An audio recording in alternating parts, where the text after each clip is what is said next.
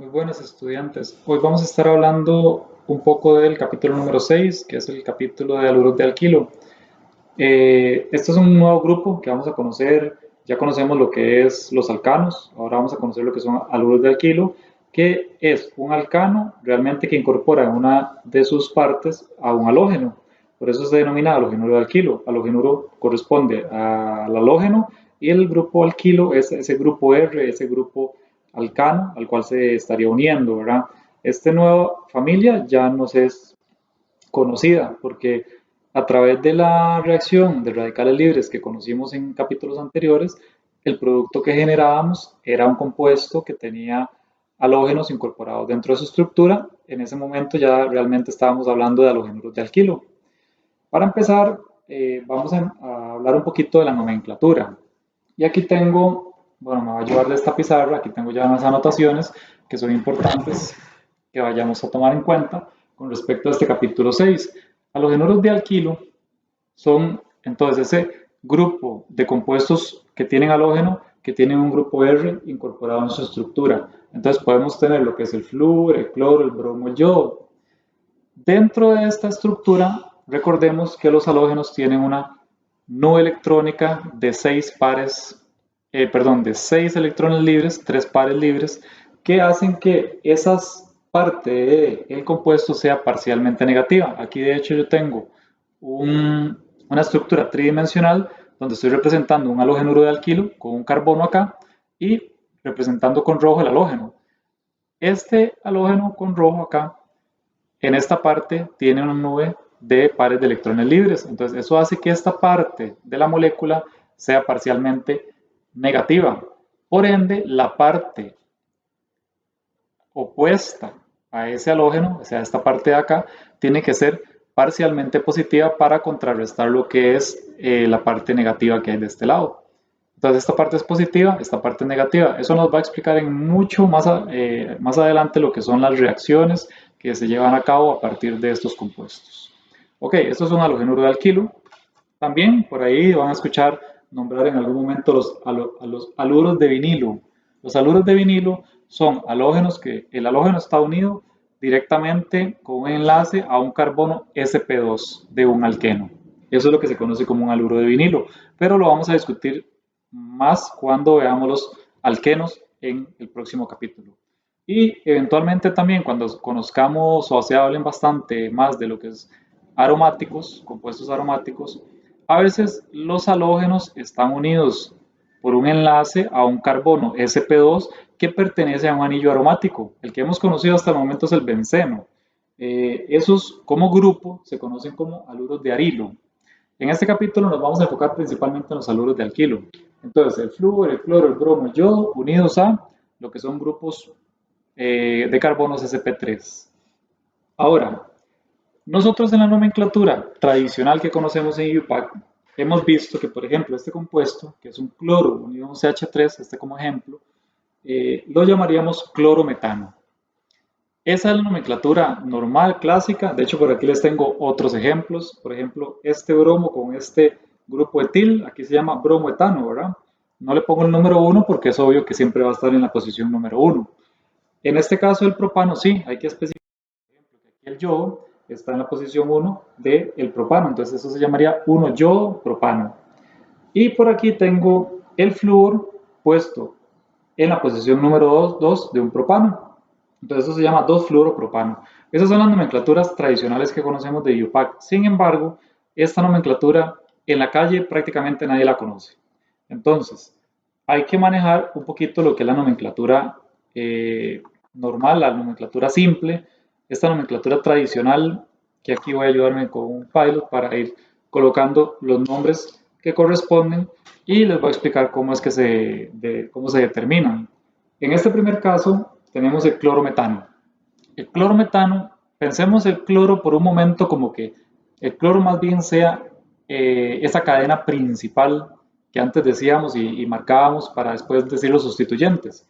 Si nosotros imaginamos por un momento que este cloro es la cadena principal, ese CH3 como sustituyente se llamaría metil. Eso lo habíamos aprendido, ¿verdad? Entonces, esto lo vamos a nombrar como si fuera una sal. Recuerden que cuando ustedes vieron en química general la nomenclatura de sales, y la más tradicional que uno siempre se aprende es la del cloruro de sodio, ¿verdad? Uno utilizaba la terminación uro para lo que era el anión. Entonces, en este caso, el halógeno es cloro con la terminación uro, cloruro de el correspondiente catión, que es sodio, cloruro de sodio. En este caso, vamos a hacer algo parecido. La terminación, o más bien el halógeno, me va a dar la primera parte del nombre con la terminación uro. Entonces, en este caso, yo voy a tener cloruro, cloruro, cloruro de, igual que la sal, cloruro de sodio, cloruro de, este es un metil, correcto, es un metil, entonces es un cloruro de metil. A ese grupo metil como sustituyente, que lo conocemos con ese nombre, el sustituyente es metil. Sin embargo, como grupo, esto se conoce como un grupo metilo, tiene una terminación con una O. El grupo como tal es metilo, cuando es sustituyente es metil. Entonces, en este caso, es la cadena principal, cloruro, vamos a mencionar que es el halógeno, cloruro de, y el sustituyente metil, pero como grupo que es metilo. Entonces, eso se conoce como cloruro de metilo. Y así se da el nombre tradicional en los casos de los haluros de alquilo. Veamos, por ejemplo, este segundo, que se llamaría entonces el bromo. Sería bromuro de, es un etil. Entonces, el grupo es etilo. Ese es el nombre que todo el mundo conoce. Todo el mundo conoce el bromuro de etilo. En estos casos, tomar en cuenta que este tipo de nomenclatura se puede dar y se puede nombrar a partir de compuestos que sean simples, porque cuando el grupo R es muy complicado, creo que sí es necesario utilizar la nomenclatura IUPAC. Este que está aquí es un yodo con un propil. Recuerden que cuando es en cadena, el propil o el butil, cuando es cadena lineal, se denomina N-propil o N-butil, el grupo, como sustituyente. Entonces aquí tenemos el yoduro de N-propilo, yoduro de N-propilo. Y finalmente, tengo este ejemplo del fluoruro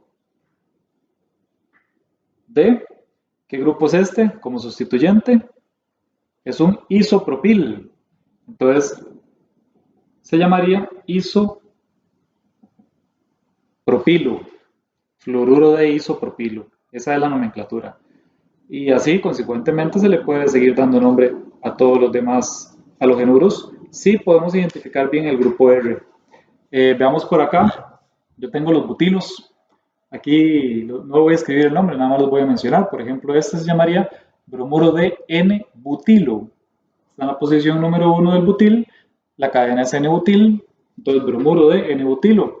En este caso, vean que el bromuro tiene como sustitución un sec-butil.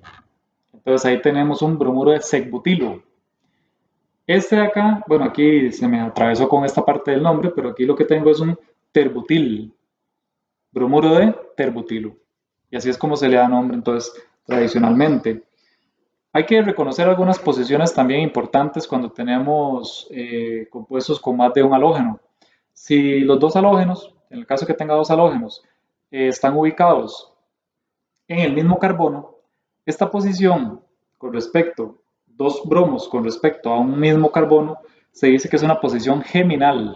Geminal, que es diferente que cuando los tengo carbonos diferentes adyacentes. Recordemos que cuando son carbonos, aquí perdón, para que lo vean, cuando son carbonos adyacentes y son carbonos vecinos. Entonces, esos son cloruros o halógenos en posiciones vecinales. Pero cuando están en el mismo carbono, la posición se denomina posición geminal. Esto es una diferencia y es un concepto que normalmente se utiliza en química orgánica. También hay otros nombres con los cuales se conocen los halogenuros de alquilo aparte de esta nomenclatura. Entonces podemos usar nomenclatura IUPAC, nomenclatura eh, común. Esta es la nomenclatura común, pero también hay otra todavía más común, yo no sé si también se le puede llamar como esos nombres alternativos que a veces adquieren algunos compuestos. Por ejemplo, aquí teníamos ya el clorometano y el cloruro de metilo, ese todo bien. Veamos este que tiene dos halógenos, tiene dos cloros.